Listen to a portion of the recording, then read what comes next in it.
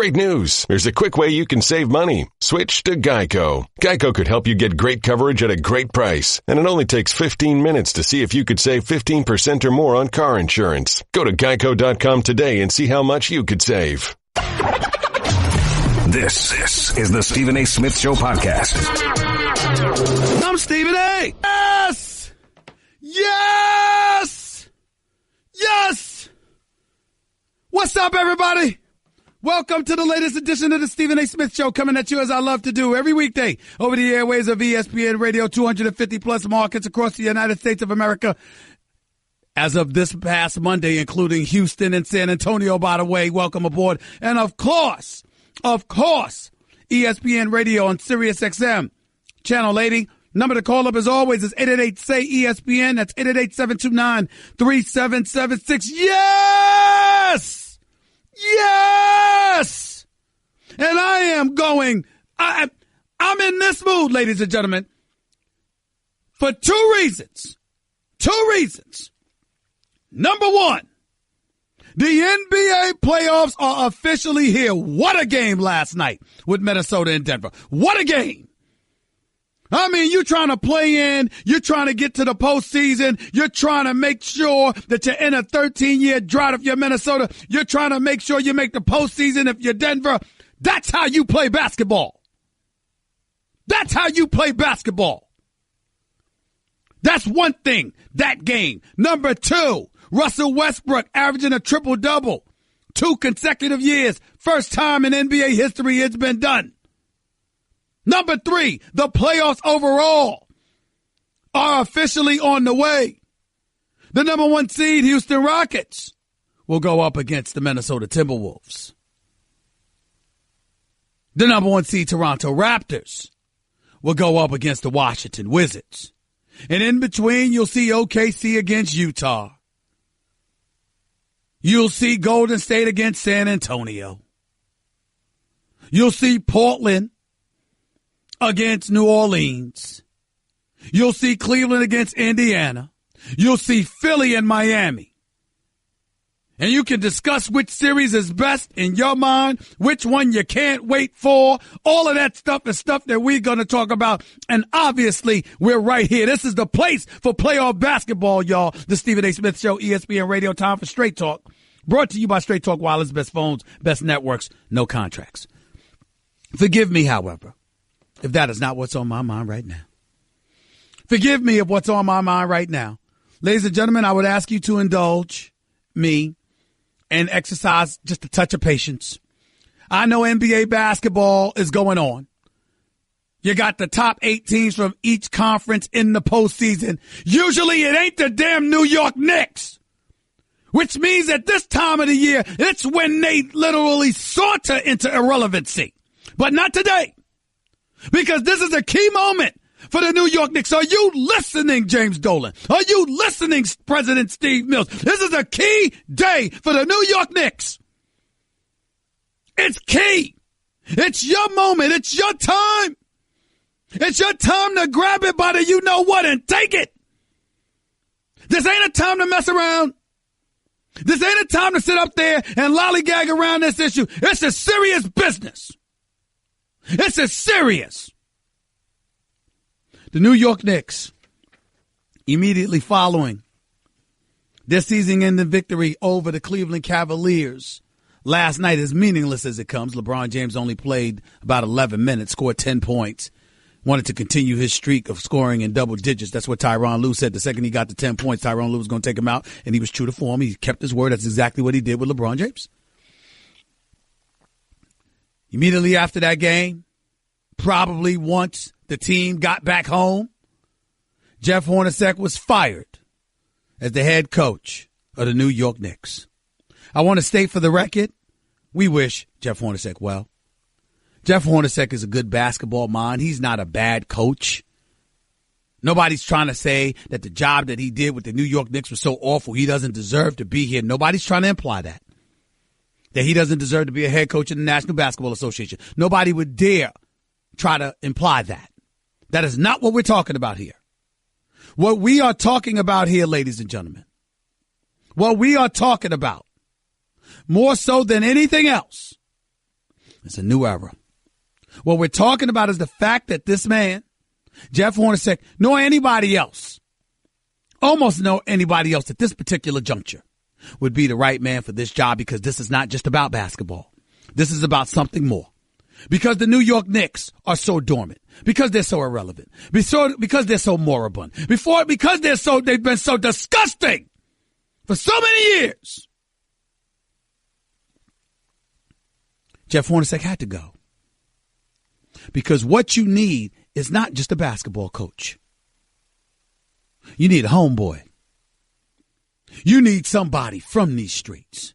You need somebody that can walk the streets of New York. You need somebody that'll stand up and lives, eats, and breathes New York. You need somebody accustomed to the fog and the smog. You need somebody that's accustomed to the traffic jams. You need somebody that understands the pulse of this city, much like Magic Johnson did with the Los Angeles Lakers. Why you think it was such a great hire by Jeannie Buss? You don't just go and get anybody or let daddy's little boy take over and he making decisions while he's in Hooters bars. You don't do that. Jeannie Buss went out and she got Irvin Magic Johnson. Somebody who's proudly synonymous with L.A., who let you know by his mere presence that anything less than winning was unacceptable. And the pursuit of winning is priority number one. That's what the New York Knicks need. And they can have it. It's right there for the taking. All you got to do is hire Mark Jackson as your next head coach. Now, there are some people that say, come on, Stephen A. Come on, Stephen A. Mark Jackson's good, but come on now. Y'all are not understanding what I'm trying to say. This ain't just about basketball. This is about more than that. And let me count the ways. Let me break it down for you. You know, when you look at the New York Knicks and you see how pathetic this franchise became at one point, think about all the mechanisms they put in place that they attempted to exercise in order to get stuff out of their doldrums, and nothing worked. You know why nothing worked? Because James Dolan ain't that dude. No disrespect. It's just the truth. He's not that guy. And so what you have, what you need, think about the things that have happened. Think about the success that the Houston Rockets have had in bringing aboard Mike D'Antoni. Think about the success Golden State had in bringing aboard Steve Kerr. Think about the success that the Los Angeles Lakers have had, because they're better now and they're in an upward swing. That's Magic Johnson. Think about the success Toronto has with Dwayne Casey. Yeah, in the Knicks case, it's a homeboy, but all of those guys that I mentioned, there's an ingredient to their success that can't be ignored. And that's the kind of stuff that we need to talk about today. We need to understand why things are the way that they are and why change needs to arrive. I'm telling you right now, since 1999-2000, when Jeff Van Gundy left, the New York Knicks have been an absolute joke. They've been a model. The only thing consistent about them is their pathetic tendencies. And they tried to Hail Mary. They went out and they got Phil Jackson because James Dolan begged them to come on board. And James Dolan begged them to come on board because James Dolan didn't want the Heat directed in his direction. But what did Phil Jackson do? He betrayed them. You can slice it any way you want to. And I say betray because there was a dereliction of duty. Obviously, none of us are getting younger. We all get older. So Phil Jackson falling asleep in practice while the team was practicing. I'm sure he didn't mean to do that. You're older rather. Your health is not the greatest. Those kind of things happen. I'm not going to indict Phil Jackson for that. I'm not going to indict Phil Jackson for having bad hips. I'm not going to indict him for not being able to travel. But I can indict him for not being available, for leaving the spokesperson's role to Carmelo Anthony, a player, to not bringing aboard a coach that folks could trust and believe in. Derek Fisher's a nice guy, but he had no coaching experience. Jeff Hornacek had no business in New York. You had to make a change. You had to do something different. And all those teams that I mentioned, they did something different.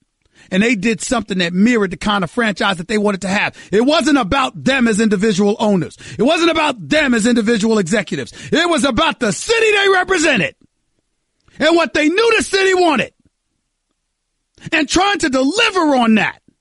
That's what it was about. And that's why Mark Jackson has to be the next head coach of the New York Knicks. Notice I didn't say Doc Rivers, who I think is a damn good coach. And you certainly don't lose getting Doc Rivers. And he certainly can handle New York. But he's been in Orlando. He's been in Boston. He's been in L.A. So he is what he is, particularly when CP3, Jamal Crawford, and J.J. Redick all leave and Blake Griffin ends up getting traded and feeling unwanted. With DeAndre Jordan, in all likelihood, looking to get the hell out of the door himself, probably to head to Houston. So Doc Rivers might be the right coach in most places. Right now, not New York. What about David Fizdale, who just finished coaching in Memphis before they railroaded him and they didn't do what they were supposed to do with him? What about that? Well, there's a simple explanation to that one. You know what it is? I think David Fizdale is going to be a great coach. If Luke Walton had messed up, I thought David Fizdale would be the next head coach for the Los Angeles Lakers. But New York's not the right place right now. You know why? Because why did he leave Memphis? He had management sticking their nose and stuff, not sharing his vision, not doing what he thought was necessary in order to win basketball games. And more importantly, as much as the locals loved him because he had the pulse of the people in Memphis, he hadn't accomplished enough to resonate in such a fashion that the organization would have to pay and pay dearly for letting him go. Same would be applicable in New York. What about David Blatt? Other than his resume that he's friends with Steve Mills and the fact that he did coach LeBron James to a finals. Remember, LeBron James was the one that wanted him gone, along with others. I like David Blatt, but come on now. Another team, not New York. And that brings us to Mark Jackson. Queens native. Played ball at O'Connell Park in New York. I ain't gonna knock him for living in L.A. Who the hell wouldn't want to live in L.A.? I'm here half the time now. I'm here right now. This sunshine ain't no joke. These palm trees. Sunshine. I don't give a damn about traffic on the 405 when you can go to some of these restaurants with these palm trees and Rodeo Drive right down the block. I'll get over the traffic. This is la-la, baby. Can't knock them for that. But when you're a New Yorker for life, no matter where you live in.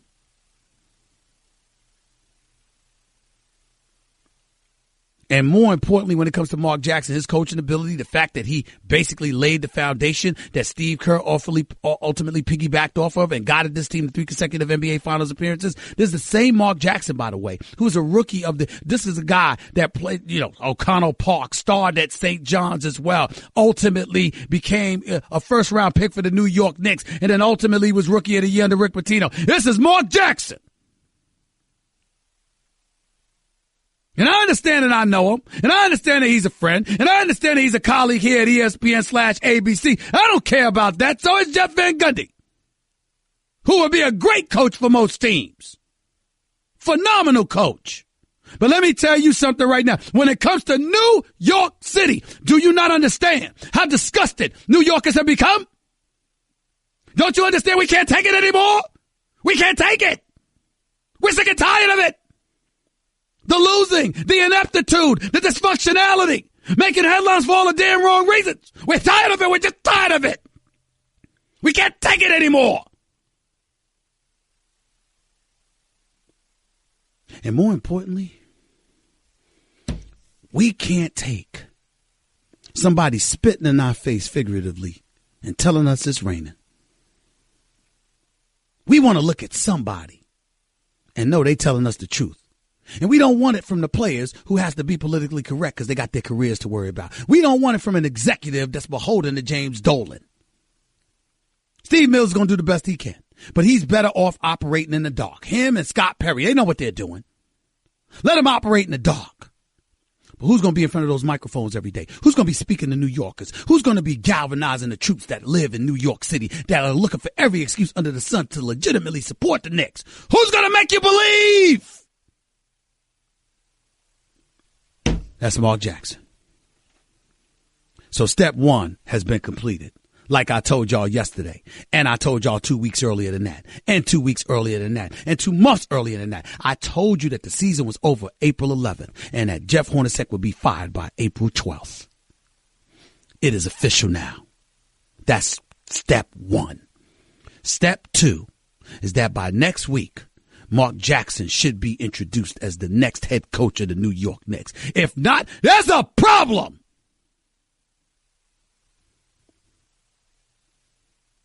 This is what's necessary.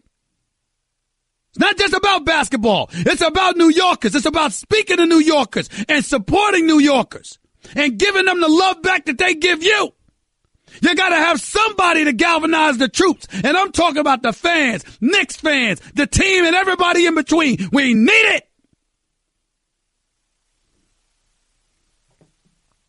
As far as I'm concerned, if it ain't Mark Jackson, go get Kenny Smith of TNT. Those are the two names that come to my mind because of the state of affairs that exists with this franchise that James Dolan has stewarded over the last couple of decades. 888-SAY-ESPN. That's the number. Call us 888-729-3776. We can talk about that as the show progresses today. Brawl in Boston last night with the Yankees and the Red Sox. Oh, stop it. Players always getting in the fights. It ain't no real fight. When you know that you're only going to get a chance to throw one or two shots, and then all of a sudden everybody going to be jumping on top of each other. You don't really want to fight. Just stop it. Y'all can make a big deal out of that. Everybody acting like this is what the rivalry needed. All right, fine. Yankees, stop striking out. Win some damn games. Then come talk to me. Another thing I wanted to get into, I just got to take a moment to give credit where credit is due for last night's Denver and Minnesota, what a game. And this kid, Nikolai Jokic, I mean, this kid was special. What a special performance. Now, late, if I'm being totally honest, Taj Gibson got all up in his mug. He was destroying, he was getting all up in Karl Anthony Towns. I don't want to say destroying him because Karl Anthony Towns played a hell of a game himself, and the foul trouble certainly didn't help him. But let me tell you something right now. He was giving it to Karl Anthony Towns. He was giving it to him. Karl Anthony Towns finished with 26 and 14. This brother can play. He is special. He is a star in this league. There's no denying it. I love me some Karl Anthony Towns, and I never thought in a million years I would love him like this. I was a Jahlil Okafor guy coming out of college because I said back to the basket, big backside, can play with his back to the basket, can give you 20 and 10 a night if you play him. But that's not just basketball that derailed him. There's other stuff that derailed him, too, that I'm not going to go into. But Karl Anthony Towns was something special, and clearly he was being held back by Coach Cal. No doubt about it. He is special. But I also got to take a moment to give respect to Denver. Denver's an up-and-coming team. They got the big man. Between Burton, Gary Harris should have played a better game last night. I'm a Jamal Murray fan. He's going to be an all-star. He's going to be an all-star. They ran out of gas. And even though Burton hit a big-time three-point shot in the second half, he wasn't the factor that he was earlier in the game. That was problematic. In the end, what all of this comes down to, ladies and gentlemen, what's undeniable is that we have the most interesting playoffs in the NBA in quite a while. Houston going up against Minnesota. Houston should win that series. But Minnesota, I can see Minnesota winning a game or two. I can see them making it interesting. They're hard alone in their defense. When they really want to get up in you, I can see them doing something. Andrew Wiggins is going to have to be better from the free throw line. But then again, Houston's so explosive, they could turn around and sweep you. You just never know. It depends on which Houston Rockets team shows up. I didn't get my wish to see Russell Westbrook and Oklahoma City going up against Kevin Durant and Golden State, even though I did get to applaud Russell Westbrook for averaging a triple-double for the second consecutive years, which is just a phenomenal performance. And I don't blame him for getting ticked off at people who try to accuse him of just padding his numbers. This man does not cheat the game. Russell Westbrook shows up on the court every night. Preseason, regular season, exhibition, all-star games, postseason, it don't matter. When he steps on the court against you, he comes to take you out. He's a vicious competitor, but you got to love him for it. Russell Westbrook is special, man. And he's the kind of special that we should applaud as opposed to try and tear down. He ain't perfect. He makes some ill-advised plays from time to time, but he's special. And let's give respect where respect is due. That's something else I wanted to talk about as well, but I like the matchup. And I'm going to ask y'all a very simple question. What's the most interesting matchup to you? Is it Minnesota, Houston? OKC, Utah? Portland, New Orleans? San Antonio, Golden State without Steph Curry? Or is it somebody in the East? Toronto, Washington? Philly, Miami? Cleveland, Indiana? These are the kind of questions you got to ask now. Milwaukee, Boston. Which one? All that and more is a lot to talk about right here on the Stephen A. Smith Show, ESPN Radio, Straight Talk Wireless, nationwide coverage on America's largest and most dependable 4G LTE networks. By the way, Mikah Fitzpatrick, star at Alabama, two-time All-American, two-time national champion. He'll be on the show with us in a few minutes or so. Looking forward to talking to him. Plus, I got a lot to talk about in regards to these NBA playoffs and the New York Knicks. Looking for a new coach. We all know who I think it should be. We all know. Ryan! I don't know how else to say this, so I'll just say it. What is it, Linda? I think we should see other people. Are you breaking up with me? On a roller coaster? Well, we do have a lot of fun. Maybe we should stay together. An emotional roller coaster? Surprising. What's not surprising? How much you could save by switching to Geico. I just need a little me time. Geico. 15 minutes could save you 15% or more. You're listening to the Stephen A. Smith Show podcast.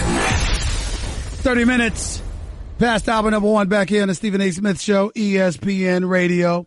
It is my honor and privilege to have my next guest, All-American, two-time national champion, one of the great defensive players in college football, the one and only Mikah Fitzpatrick for the Alabama Crimson Tide. Roll Tide, baby. What's going on, man? How are you? Roll Tide. I'm good. How you doing? I'm all right. By the way, did y'all like when y'all see me on TV and y'all hear me going, Roll Tide? Yeah. Y'all like man. that? Yeah, we love it, man. We love it. I got to tell y'all, man, I mean, the year before when y'all lost to Clemson, it broke my heart because I was like, damn. You know, everybody was getting on me about that. But this year, y'all won the national title. I mean, talk to me about how much better, or if at all, did this national championship felt compared to the first one you had 2 years prior when you beat Clemson? Man, it was a whole lot sweeter this year just because of how rough this season was. We lost a whole lot of people, especially on the defense. We lost a bunch of linebackers, defensive linemen. I was hurt myself. I was playing hurt about half the season. And, it was a tough season. We had a whole lot of ups and downs, but everybody just stuck together as a unit. And at the end of the day, like when we won, we were just thinking back on everything that we've been through as a team and as a brotherhood. And I just made it a whole lot more better than the first one for sure. What was the big moment or was there ever a moment this year where, because of the injuries to yourself along with others, that you found yourself questioning whether or not y'all were going to be able to get it done?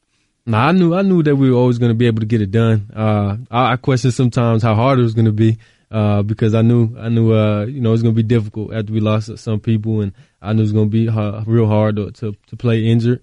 But like I said, we all just got through it together, and that was it. We just had to keep fighting, keep pushing, and you can never really think negatively like that, because when you do that, you already lost the game. So we were just thinking of how can we get back healthy, and how can we get the people that are stepping up in the new roles to step up, truly step up, and get them in the right spot and challenge them and push them to make sure they're doing the right things on and up the field. I was teasing you this morning when you showed up on First Take on ESPN this morning because I was teasing you about lying to the American public when you were in that national championship game against Georgia, acting like there was absolutely positively nothing to worry about. I wasn't nervous. So in other words, when y'all were down 13-0, when y'all couldn't score a damn point to save your life, you weren't nervous at all? Nope. Because go ahead. You can't get nervous in those situations. You got to think about what you got to do to win the game. And that's about it. I mean, obviously, I was thinking about what we can do, but I wasn't nervous. I was just ready to just go out there and finish that second half. Mikah Fitzpatrick, the way I look at it is very, very simple. Yeah. You're a star defensive player. Yes, sir. You can do a lot of things. You can't play offense for them. You can't do that. And so when you're sitting there and you got Georgia coming at you, who's number 3 in the nation, okay, and they coming at you, you're like, damn, we got to figure out something. I mean, could y'all give us? Does a defensive player ever find themselves going over to the offense and saying, could you do something? Oh yeah, could you do something? Yeah. I think I did during that game actually. I just got on him real quick. Just told him, I said, "Come on now, we need something out of y'all. Like we just gotta get up. We gotta get it, stay off the field, man. Y'all gotta score a touchdown or something." But yeah, I was getting into him a little bit, but it wasn't out of nervousness or nothing like that. It was just I just wanted to win the game. That was it. Now I knew what was going on. I just wanted to win the game, and I was just trying to get my boys right. Mikah Fitzpatrick from Alabama entering the NFL draft right here with Stephen A on ESPN Radio. Some mock drafts have him projected to go to Tampa Bay at number 7. We'll get into that in just a minute. But one last thing, just to augment my point, your boy Jalen Hurts was 3 for 8 at the time with 21 yards passing at halftime, but you're still swearing that you weren't nervous. You do understand what you're saying, right? You do understand that. I wasn't nervous. Okay. We've been in worse situations than that. I know that for sure. I got you. Let me ask you this. When they talk about you and what you bring to the table on the NFL level, I know that you could play pretty much any position in the secondary, but is there a preference for you? I would like to start off at corner. We're just covering man-to-man, doing whatever that is out there. But, I'd like to start out there just because, that's what I did. I play man-to-man all the time, whether it be inside corner, outside corner. And, you could always move from corner to safety. So if the coaches think I'll be a better safety, I could just make that transition nice and easy. And but I think I have the skill set, the athleticism, the IQ to be able to play cornerback at a high level. How does playing for Nick Saban prepare you specifically for the NFL? Because so many people talk about he's a great coach because obviously y'all win. I mean, in 3 years you had Alabama, y'all were 41-3 with 2 national titles. Mm-hmm. Enough said there. But I'm looking at it from the standpoint that it's one thing for him to show you how to be the greatest college football player you could possibly be. It's another thing entirely to be prepared for the next level. Mm-hmm. How does Nick Saban go about doing that in your estimation? Probably better than most. I would say just one, everything that we run is super, super complex, super difficult, and everything that we do is a challenge for us. And nothing about Bama is easy. That's why it's not for everybody. Not everybody could go there, and a lot of people go there and they find out quick that it's not for them. Just everything is a challenge, whether it's the off-season conditioning, whether it's the summer training, whether it's camp, whether it's games, whether it's practice. Nothing is easy about it at all. And if it ever becomes easy, he's gonna find a way to make it hard.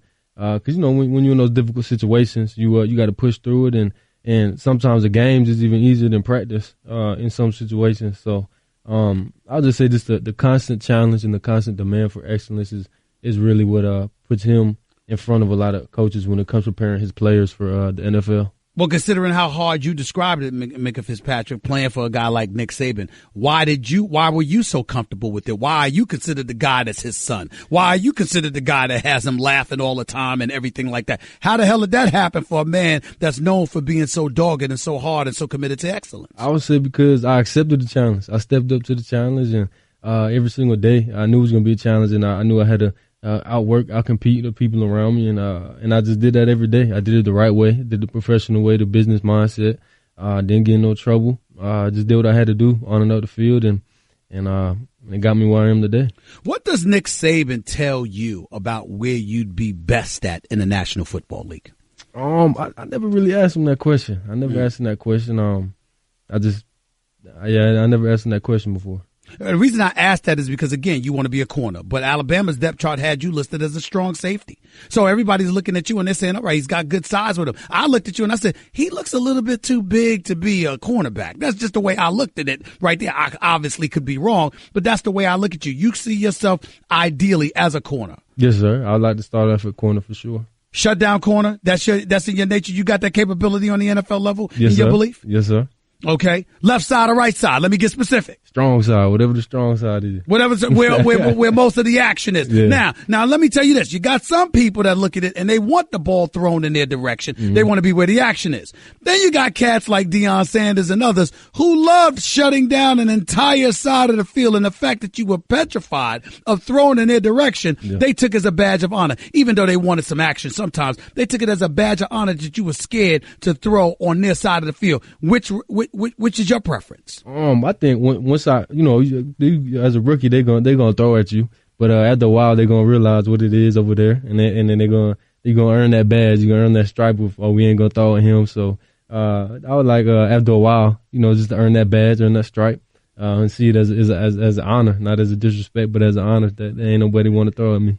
Any preference at all where you land in this NFL draft? Nah, no. So I'll be blessed and honored to play anywhere. What? You know what? Once again, I'm playfully accusing you of lying. So if you had an opportunity to play in the sunshine of L.A. or in the winters of Buffalo, you trying to tell me it don't make a difference? It don't make a difference, man. As long as I get the opportunity to play ball, I'm going to be happy. Ain't it hard out there to get hit when it's freezing? It is. Yeah, I was born and raised in New Jersey, so I play football in the freezing cold, 18 degrees, freezing rain. I ain't worried about it. I'll be good. All right. I guess the New York Jets should hear that, even though they got the number 3 pick, so I don't know if you're going to go there. But I appreciate it, man. Great year, great career. Congratulations to you, and I look forward to seeing you down the road, bro. Yes, sir. Appreciate that. Take it easy. The one and only Mikah Fitzpatrick from Alabama right here with Stephen A. on ESPN Radio. Probably going to be a top 7 pick. He's a bad boy. No question about it. He's somebody that somebody needs to have. I can tell you that much. There's a lot of teams in the National Football League that can't play defense and save their life. And obviously, you know where I wish, because I'm a Steelers fan, I wish that Mikah Fitzpatrick ended up with the Steelers, because Lord knows they need help in their secondary, but he ain't falling that deep. That much I can tell you. I can guarantee that. The great Mikah Fitzpatrick right here with Stephen A. on ESPN Radio. 888-SAY-ESPN. That's 888-729-3776. By the way, Weston knows how disruptive travel can be for your well-being, but with rejuvenating heavenly beds, a nutritious superfoods RX menu, and gear lending for when you leave your workout gear at home, Weston will help you stay in control and rise above it all. Weston, let's rise! Learn more at weston.com. Plus, ESPN Radio is presented by Progressive Home Insurance. Getting a quote is easier than ever before. 888-SAY-ESPN. It's 888-729-3776. Mikah Fitzpatrick, Alabama, blessing us with his presence right here on the Stephen A. Smith Show. Unfortunately, he's not an NBA player, because I'd say the Knicks, grab him. They need all the athletes they can get. But that's just me. More of the Stephen A. Smith Show on ESPN Radio in a minute. Guess what? You're in the middle of the Stephen A. Smith Show podcast. Damn it, I mean it! Let's go to the phones here. Let's go to Scott, New York. You're live with Stephen A. Talk to me, man. Hi, Stephen A. I just wanted to say amen to everything you said about Mark Jackson. If the Knicks should only have 2 words in their vocabulary right now, and they should be Mark Jackson. In my opinion, Mark Jackson built the house that is Golden State, and Steve Kerr is living in it, and that's injustice. Mark Jackson, if the Knicks are listening to the fans, I'm a fan from back in the 60s, and Mark Jackson is it. It's perfection. Thanks a lot, Stephen A. I appreciate the call, but I don't want to disrespect Steve Kerr in any way. Steve Kerr had nothing to do with what happened to Mark Jackson. And even though he's benefited, he has proven to be an exceptional coach who's done an exceptional job with the Golden State Warriors in terms of getting them ready and prepared to win championships. They won 2 of the last 3 titles. And that's all been with Steve Kerr. And they've been to the finals 3 straight years. And they lost the finals in the game 7. Let's give respect where respect is due. Don't knock him for it. But you are right. Mark Jackson built the foundation for the Golden State Warriors. Jerry West has something to do with that, too. Let's not forget him. He's here with the Clippers now in Los Angeles, but he had something to do with building what transpired in Golden State, too. So did Joe Lacob and Bob Myers. They all had a role to play in it, but Mark Jackson and Jerry West are gone now, except Jerry West got a job in L.A. with the Clippers. Mark Jackson does not. He's got a job with us when he needs to have a job in the NBA as a head coach. Let's be clear about that. Without question. Let's go to Mike in Harlem. You're live with Stephen A. Talk to me, Mike. Stephen A., what's up? This is Michael Like, man. Hey, check it, right? I love Mark Jackson. We all love Mark Jackson. But why would he want to come here and tarnish his reputation? They're not going to give him autonomy unless they clean house. We need Kenny Smith up in there. Wait a minute. The reason I disagree with you is that we shouldn't have a problem with Steve Mills and Scott Perry yet. They didn't draft Ntilikina. That was Phil Jackson. Knowing he's leaving, he gonna draft a man 2 weeks before he leaves. I mean, they didn't do that. You still got Porzingis, and Dolan is gonna leave them alone. He cuts the check, and he's gonna leave them alone to do what they got to do. So if there was no Steve Mills and Scott Perry, I would agree with you. But because they're there, they just don't need to be the face of the organization. You need a face and a voice and a spokesperson for the organization, as well as a coach, all wrapped up into one. You don't need Scott Perry or Steve Mills to be that guy. That's my point. I was just saying that they need to clean house from top to bottom. I think they already did. I think that Steve Mills just got hired this year. He was gone for years. Scott Perry's your GM. He was never here before. He was in Orlando. Before that, he was with Joe Dumars in Detroit. Well, so one would argue they already did. Everybody knew what this season was going to be. This season was a wash. We all knew that. Jeff Hornacek was lame duck. We all knew that. I told y'all this last year. I reported it weeks ago. Jeff Hornacek would be gone April 12th. I gave you the date. It's a foregone conclusion. One last comment, Steve. Go ahead. Your man. We need your man to go back up to the rafters. Spike Lee. We need him to go back up to the rafters. Imagine coming in the garden and keep seeing him talking smack on the sidelines. Imagine what this is what happened with Reggie Miller and Jordan when they came in and saw him. You're taking it all wrong. It's not. That's not the problem. You know why Spike Lee shouldn't be courtside? I want to tell you the biggest reason why Spike Lee shouldn't be courtside, Mike. Are you ready for this? Go ahead. Spike Lee shouldn't be courtside because every time you see him there, it validates the support the Knicks receive that they do not deserve. That's why. Exactly. I got to go. I appreciate the call. That's the issue. Spike Lee needs to stay away for a little while to demand that the New York Knicks step up and be more freaking competitive. That's why he needs to stay away. Plain and simple. More NBA playoff action and then some in a minute. Hour number 2 with Stephen A. coming up. That's just a sample of what you'll hear on the Stephen A. Smith Show. Weekdays at 1 p.m. Eastern on ESPN Radio and the ESPN app. This is the Stephen A. Smith Show podcast. I'm Stephen A. Come to hour number 2 of the Stephen A. Smith Show. Coming at you on ESPN Radio, 250-plus markets across the United States of America, plus Sirius XM ESPN Radio, Channel 80. Number to call up, as always, is 888-729-3776. That's 888-SAY-ESPN. By the way, when was the last time you checked your credit scores? Know what they are now? Not from a year ago with Credit Karma. They also offer free credit monitoring. So visit creditkarma.com or download the app now. That's Credit Karma, KARMA.com. You know, I started off the show, and then near the top of the show, I mentioned the Oklahoma City Thunder. I want to take a moment to pay homage to Russell Westbrook. You know, Russell Westbrook, you saw the videos on television with him going off, talking about people think it's easy, you know, let them try to come out here and do it and all of this other stuff. I got to admit, all of us who love the game of basketball, who cherish the game of basketball, we need to do a better job of coming to the defense of Russell Westbrook, myself included. I'm sick to my stomach, and I don't blame him for being completely ticked off. Because as I was explaining this morning on First Take, my television show First Take comes on ESPN every weekday morning at 10 a.m. to 12 noon Eastern, 7 a.m. to 9 a.m. Pacific. This is the deal. Russell Westbrook, everybody talks about averaged a triple-double this year, averaging 25, 10, and 10. Last year, he averaged a triple-double. He was the league MVP. He was absolutely sensational. Carried the Oklahoma City Thunder on his back. All of this is true. I get it. I understand it. All of it's true. But here's why Russell Westbrook needs to be furious. When people sit up there and talk about him chasing numbers, talk about him trying to pad stats and all of this other stuff, you know what it implies? That he's trying to do something extra than what he's always done. Have you not watched this man perform?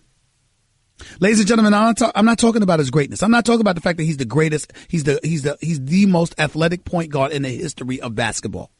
I'm not talking about that.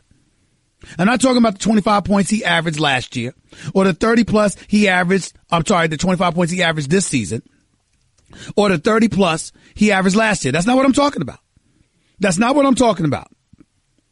What I'm talking about is the Russell Westbrook. He averaged 31.6 points, 10 and 10 last year. This year he averaged 25.4, 10 and 10 this year. Shooting better from the field, but worse from three-point range. And worse from the free throw line. Went from 84% last year to 73% this year. Got to work on that. But I digress. My point is this. When you look at Russell Westbrook, here's what you need to recognize about him and appreciate. I ask it with a simple question. When has Russell Westbrook ever cheated you? Name one time. Preseason, regular season, exhibition games like the NBA All-Star Weekend, playoffs. Tell me one time Russell Westbrook has ever cheated you. Once. Take your time. I'll wait. This dude is an assassin. This dude steps out on the court and he is the most ruthless competitor in the NBA. This dude, Russell Westbrook, is surreal on another level. He's merciless against the competition. The only friends he has are those wearing the same uniform. Other than that, for those 48 minutes or more that he's on the court against you, he doesn't give 2 cents about you. He will cut your throat, figuratively speaking, of course, mercilessly. And I'll ask another question. Anybody out there doesn't want him on your team? Because anybody with sense would say no to that question. He is special. Do I agree with all the decisions he makes? No. Sometimes it's boneheaded decisions on the court. Ill-advised passes, ill-advised, jump shots or drives to the basket, trying to go 1-on-3 or something like that. Yeah, that comes with the territory. But even though I would not tell you he's a better player than LeBron, I would not tell you he's a better player than Kevin Durant, I would not tell you he's a better all-around player than an Anthony Davis or whatever the case may be, or a Kawhi Leonard, I'll tell you this much. I'd be hard-pressed to find 5 guys I'd rather start a franchise with than Russell Westbrook. I'd be hard-pressed to start a franchise because it's not just about his skill. It's not just about his greatness.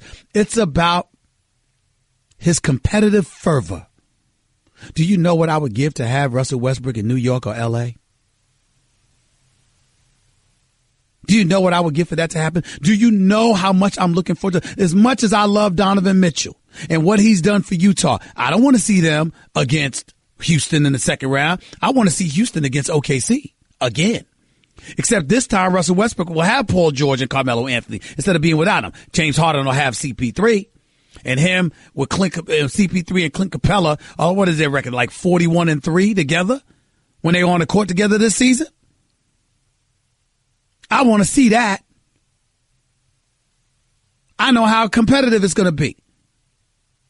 It's hard to believe that James Harden used to be the guy that played behind Russell Westbrook, but there's a reason that Oklahoma City said, we ain't paying James Harden $4 million and we'll let him get away to Houston. We'll keep Russell Westbrook. Now, it was stupid for owner Clay Bennett not to come up with $4 million to play James Harden.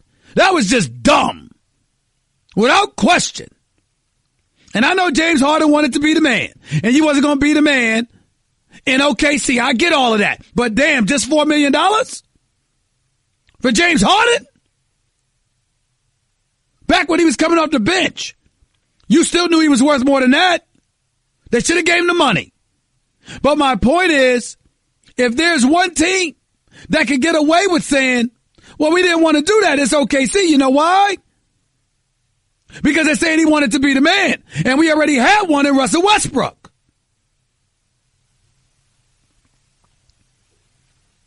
Russell Westbrook and James Harden are two completely different players. Personally speaking, I think they could play together. I think they would have been a phenomenal backcourt together. Despite how ball dominant both can be. CP3 and James Harden have already proved to me their unselfishness as leaders and how they can adapt to one another. We need to recognize and appreciate that. All that is true. But the other side to all of this that's incredibly important and impossible to ignore is that Russell Westbrook is that special. And for him to be 16 rebounds away from a triple-double, from averaging a triple-double, from becoming only the first player in NBA history to average a triple-double 2 seasons in a row. Ladies and gentlemen, the man played 80 games this year. He played 81 last year. Why y'all acting like needing 16 rebounds? He's cheating or something. What about the other 79 games he played in? Brother special, man. Does he seem like the nicest guy in the world? No. Because if you ain't in his camp, he don't give 2 cents about you. But I like that about Russell Westbrook. It doesn't bother me. A matter of fact, one of these days, I'd love to sit down for a one-on-one interview with Russell Westbrook just about his personality. Why he is the way he is. Because I happen to like it. It doesn't bother me. I ain't got no problem with Russell Westbrook at all. And all we ever say to each other is hi, bye. Unless I got an interview, I got a question at his locker, which was only once in my career. I don't give a damn about his personality. He's phenomenal as a player. And Oklahoma City is lucky to have him.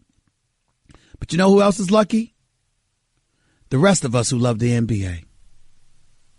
Because this brother does not cheat us. He is absolutely right to be upset and annoyed by the implication that he's just trying to pass some stats. First of all, if he's just trying to get the 16 rebounds, so what?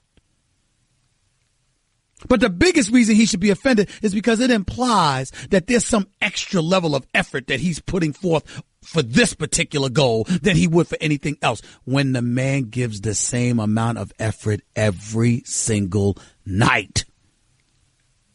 Ladies and gentlemen, it's rare that you will hear me say that somebody deserves over $200 million in a contract. You ain't never heard me question the money that Russell Westbrook gets. Because it don't matter whether it's $200 million or $200. This dude plays the same, like he's starving. And a guy like that should be far more appreciated than he is. And I, for one, am going to work on doing a better job of showing my appreciation to the brother. I really am. Because this is ridiculous. 888-SAY-ESPN. It's 888-729-3776. By the way, Frank Vogel fired as head coach for the Orlando Magic. I feel bad for Frank Vogel because it's not like he couldn't coach. Remember, this is the guy that took Indiana Pacers to back-to-back conference finals, just ran into LeBron and D-Wade in Miami. It's not like he can't coach. Something was missing in Orlando. But Nate McMillan is definitely doing a hell of a job in Indianapolis as his replacement, and I applaud Nate McMillan for the job that he did. He's a top 3 candidate for Coach of the Year's honors as far as I'm concerned, behind D'Antoni and Dwayne Casey. We don't know what the situation is going to be with Doc Rivers in L.A. Months ago, I was told this was his last season. Then you heard noise about his contract and how it would be difficult. Then you're hearing, well, you know what? That's not necessarily going to be the case. It'll be all right. It's hard to figure out what's going to happen to Doc Rivers. Here's what I'll tell you. I don't think he's going to be there. I think that Doc Rivers' days in Los Angeles are over. And I think it's because of Jerry West's presence. Jerry West is the man in Steve Ballmer's ear. And I think the moment Jerry West arrived, Steve Ballmer was making a statement that it may come time to move beyond the Doc Rivers era. I think that's what it says. I think Doc Rivers is a phenomenal coach. He's a phenomenal basketball mind. He would definitely do a phenomenal job in television. If Mark Jackson were to leave and get the Knicks job, I think Doc Rivers should be the replacement. He should be right there broadcasting the games as Mark Jackson's replacement if that happened. And that's assuming he doesn't want to coach, because there's a lot of jobs that he could coach. Hell, you could take him back to Orlando, even though I don't know if he'd want to do that. And I've already told you my feelings about Mark Jackson.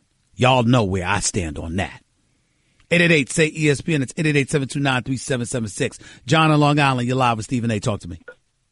Stephen A., what up, man? You called it with Jeff Hornacek. He's out of here, man. Yes. He's out of here. Yeah, absolutely. Now, I got one quick question. How far do you think OKC can go, assuming they get rid? You know, they beat Utah. I think they're gonna handle them in like. They're not beating Houston. I don't think they're beating Houston. No chance. I'm not saying no chance. I think their chance is slim because I don't trust OKC's bench. Their bench is a question mark. See, a lot of times we think about Melo and Paul George and Russell Westbrook with Steven Adams. All right, and I get that. And Ferguson and Grant have been impressive at times off the bench, and Felton is experienced. I get all of that. And I'm not even worried about Melo, even though he hasn't been stellar. I believe Melo will respond to the challenge. I believe in Carmelo Anthony. All I've ever wanted for Carmelo Anthony was to have teammates that will put him in a position where the ball is in his hands to deliver something significant with a shot at a championship on the line. That's all I've ever wanted for Carmelo Anthony in his career.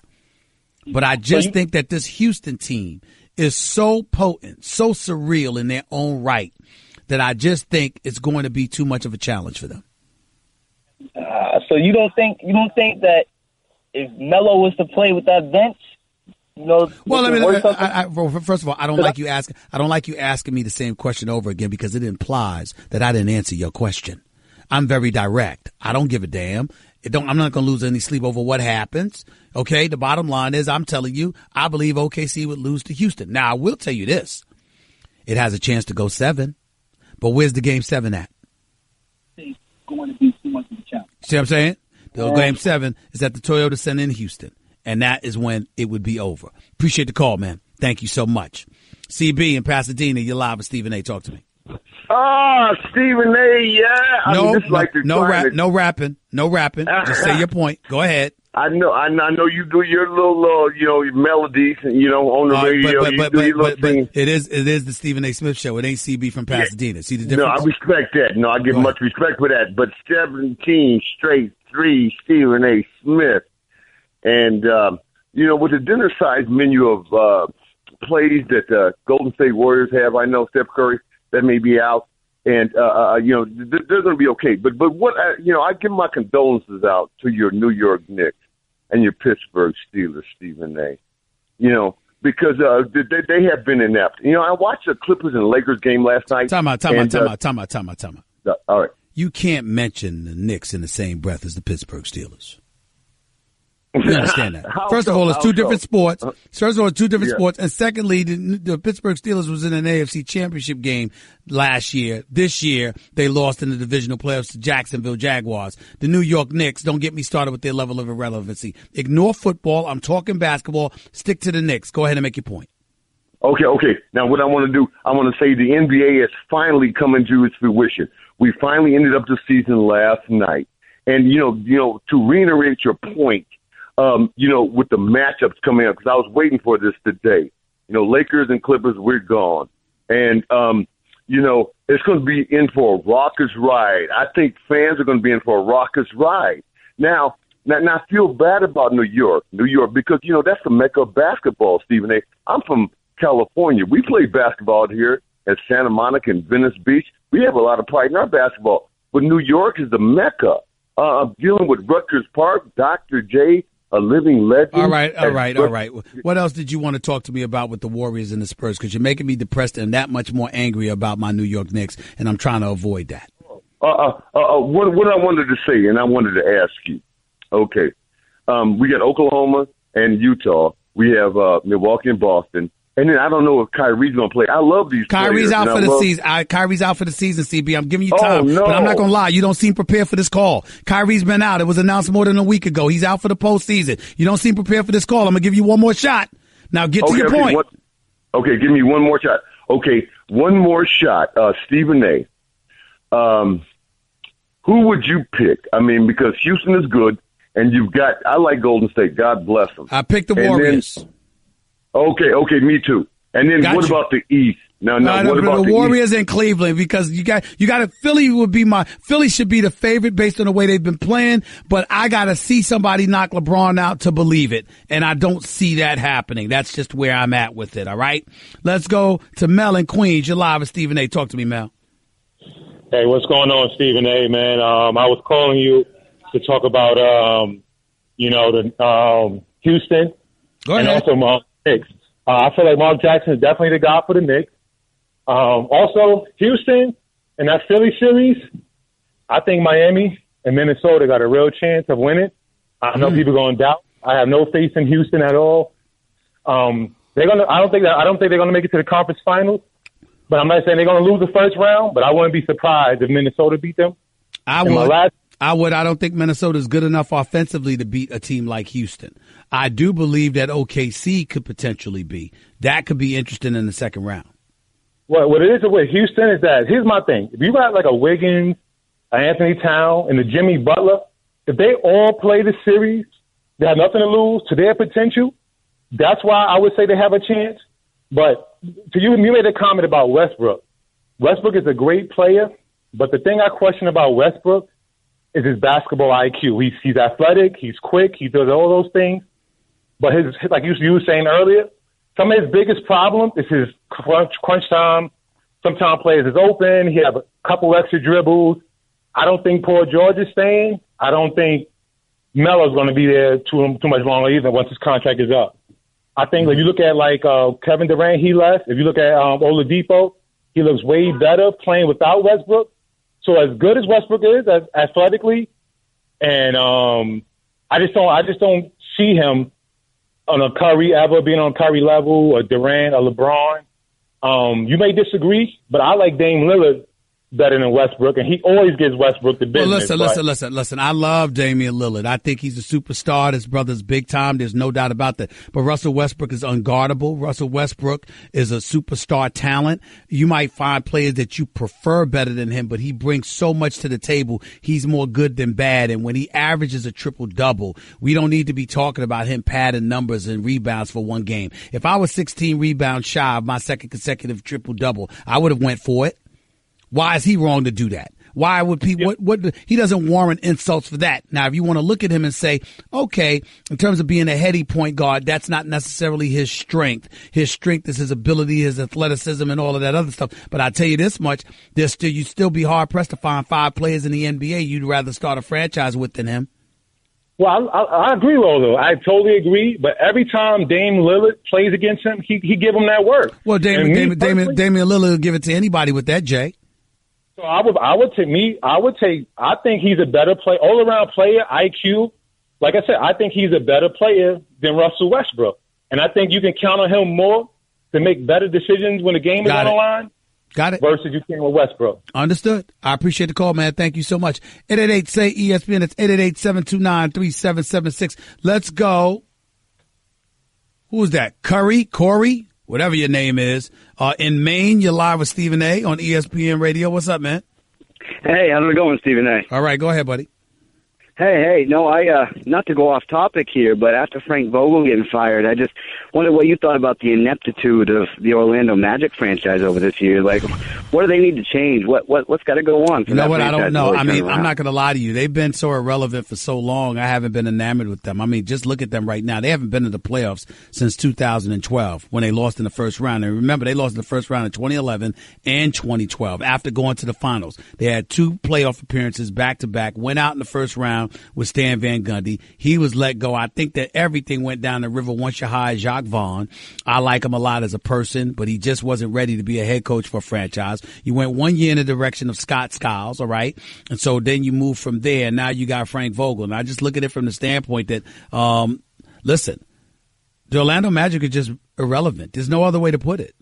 They're an irrelevant franchise. Nobody pays attention. The only thing any of us really know about the Orlando Magic is that this kid, Aaron Gordon, was a slam dunk champion. You know, he had that phenomenal slam dunk competition against Zach LaVine. That's it. That's all you know about him. Jeff Weltman is your executive. You don't know what the hell they've been doing. You just look at them right now and there's just nothing that stands out with you. Aaron Gordon, Fournier, Vucevic. I mean, You just look at them. They look at individually. They've got some players, but they can't seem to bring it together. I don't know what to say about it. I mean, to me, it's almost tempting to just make wholesale changes. That's the way I look at it, Corey. Appreciate the call. 888-SAY-ESPN. It's 888-729-3776. We'll continue to talk about this. Plus, I want to get into something that Michael Bennett said about marijuana in the National Football League and how idiotic I thought it was for him to say that and why. Plus, Des Bryant supposed to be meeting with Jerry Jones a little bit later on this week. Are his days in Dallas numbered? And should they be? All that and more coming up as the Stephen A. Smith Show on ESPN Radio continues in a minute. I just saved hundreds of dollars by switching to Geico. I feel like a whole new person.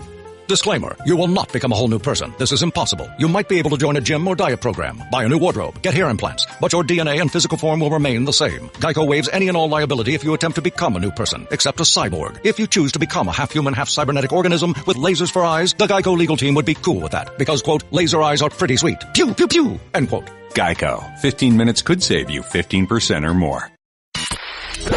You're listening to the Stephen A. Smith Show podcast. The Seahawks had planned for Colin Kaepernick to work out for them earlier this week. And at the last moment, that trip was postponed because a conversation occurred in which they wanted to know what he was going to be doing on the field this year, before and during the national anthem. And I don't think he was willing to give them an answer at that point to commit one way or another. And with that still hanging out there, the Seahawks postponed that trip. Some might say canceled it. Depends on how you look at it. But it's a situation here where Colin Kaepernick was going to come in there and work out, and now he's not. That was the great Adam Schefter, NFL insider for ESPN, breaking down how Colin Kaepernick was scheduled for a workout with the Seattle Seahawks, but team officials postponed the trip when Colin Kaepernick declined to stop kneeling during the national anthem next season. Okay. Now, see, this is when stuff gets testy because y'all can't take what the truth is. You listen live to the Stephen A. Smith Show on ESPN Radio. Here's the deal. Colin Kaepernick wants to work in the National Football League. He wants a check from somebody else, but wants the freedom to do what he wants to do while getting somebody else's money. I ask a simple question. What workplace do you know tolerates that? See, everybody want to get all emotional. Want to get all emotional and self-righteous and engage in righteous indignation and all of this other stuff without being real. What's the reality? What's the reality? The reality is that when you work for somebody else, they got a right to protect their investment. That is the truth. Let me look at my boss. I'm right here in our LA studios with my man Scott McCarthy. And you got executives at ESPN. Well, you know what? Suddenly I've decided I want to smoke some weed. Well, let me just show up on First Take and smoke some weed. I mean, we can do what we want, right? We don't have any repercussions, any ramifications, right? Doesn't work that way, ladies and gentlemen. It does not work that way. Which brings me to what I teased going into the break.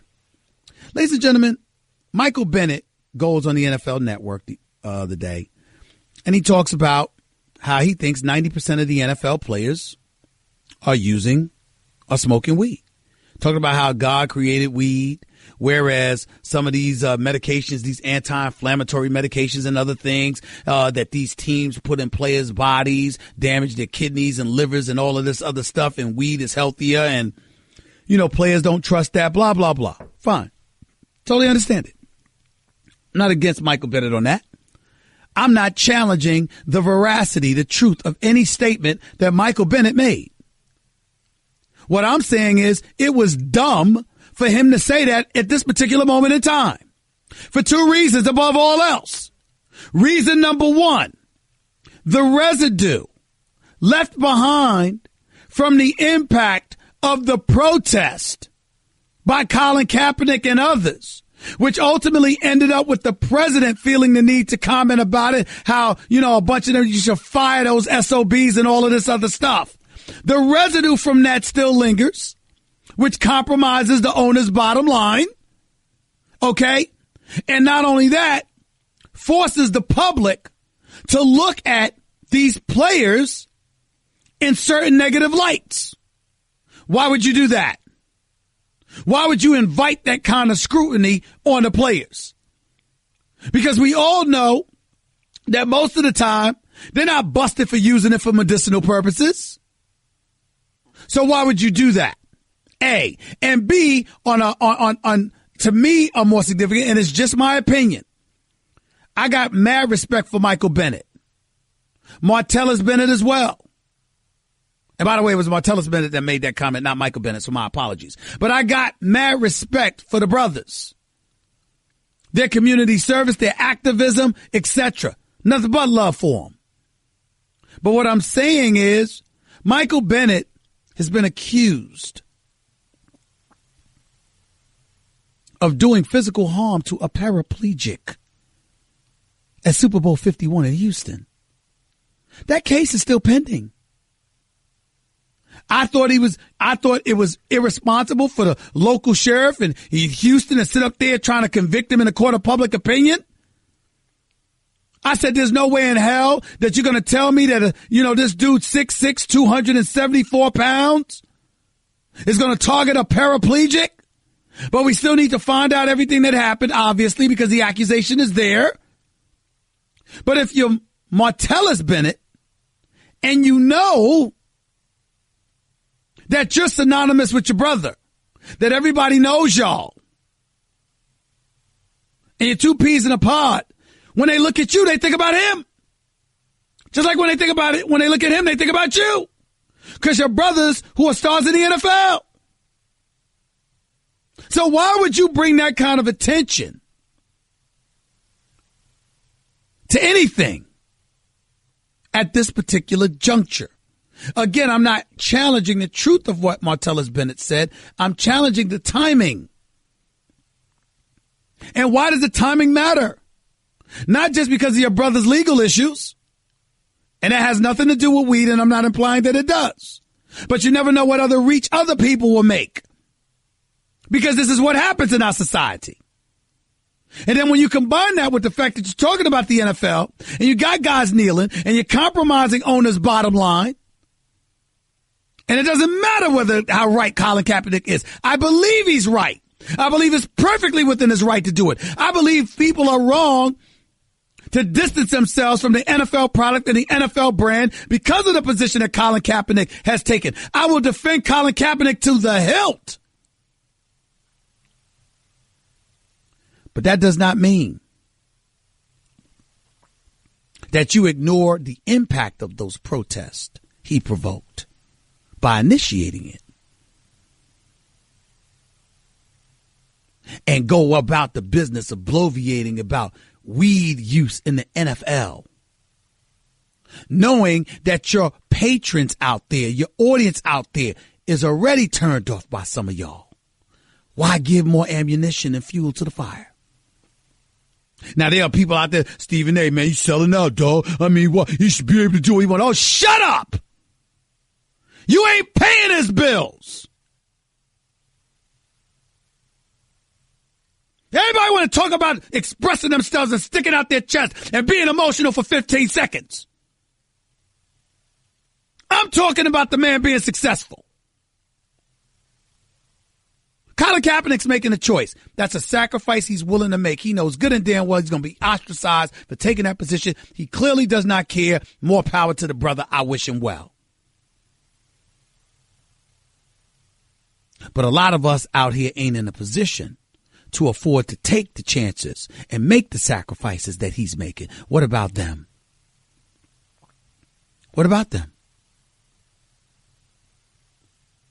Just like I told my man Max today, you know what? He's white. He's Jewish. He's very liberal and progressive. He speaks adamantly about systemic racism and an insidious impact that it's had on our society. I get all of that.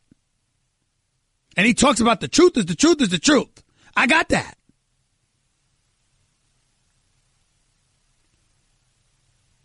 But even when it came to Rosa Parks refusing to give up her seat on the bus, do some of your history. Study some of your history. They could have got plenty of people to do certain things during the civil rights movement. They handpicked her to take that position because she would resonate. Let us not forget that. It's not just about sacrifice. It's about having a plan and making sure that that plan has an end game. Not just expressing yourself because you're in an emotional moment with no plan of action whatsoever. That's what we're talking about here. That's reality. Colin Kaepernick didn't have a plan. Martellus Bennett didn't have a plan when he showed up on NFL Network talking about we use 90% of the NFL players. NBA players always seem to have a plan. That's why they make their positions known while not compromising their money. Maybe the NFL could learn something from that. Maybe Colin Kaepernick could learn something from that. After all, why wouldn't you tell him you're not going to kneel anymore? Hasn't your goal already been accomplished? Or do you just enjoy being martyred? Guess what? You're in the middle of the Stephen A. Smith Show podcast. Damn it, I mean it! Back with the Stephen A. Smith Show on ESPN Radio for a few more minutes. Let's get to the phones real quick. Make your points real quick. Go ahead, John. Yeah, I'm here. I just heard you. Listen, about Martellus Bennett. Did he, since he recently retired, could it be that he felt that his comments wouldn't affect anybody? It doesn't make it right, but well, he said 90% of the NFL. I can't imagine how he thought that wouldn't affect nobody. But he's saying as a former player. But he said 90% of the NFL players are. He didn't say retired players. He said 90% of the players are using it. Like I said, it doesn't make it right and it doesn't make it smart. But maybe he wasn't thinking. Got you. Clearly wasn't thinking. Appreciate the call, though. Thank you, Keith in Brooklyn. You're live with Stephen A. Go ahead, Keith. Stephen, I'm just trying to get some clarity on how you can compare Stephen Kaepernick and Martellus Bennett. No. I wasn't making a comparison. Okay. Not at all. What I was saying is that Martellus Bennett went on the NFL Network and brought up weed. I'm saying in light of the protest and the impact that had and how it's gotten the owners' backs up and the public because they affected ratings and a whole bunch of things that the NFL has been saying they suffered because of the protest once the president hijacked the issue and made it into something that it was not, lying on Colin Kaepernick, basically, because that's not what Colin Kaepernick's position was, what Donald Trump tried to paint it out to be. Because of all of that negative stuff that came with the NFL, this doesn't help. That's what I was saying.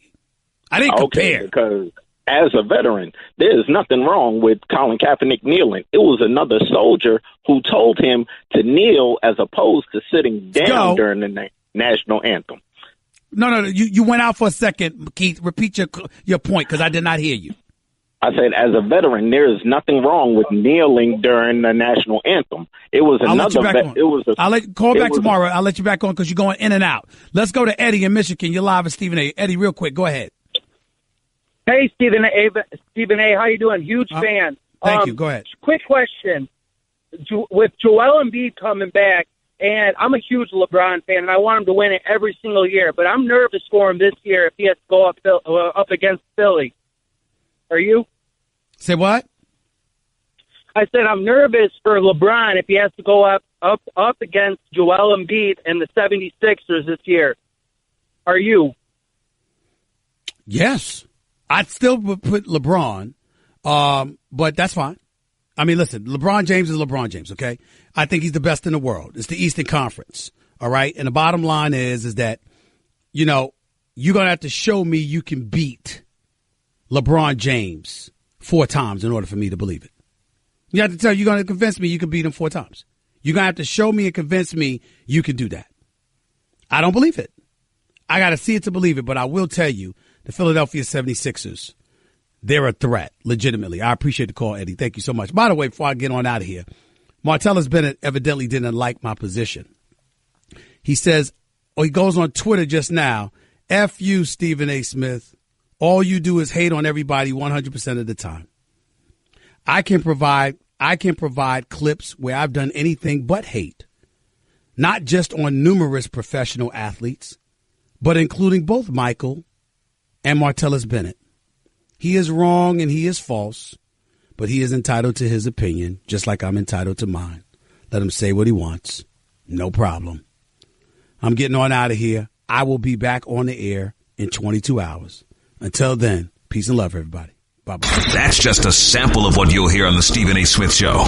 Weekdays at 1 p.m. Eastern on ESPN Radio and the ESPN app.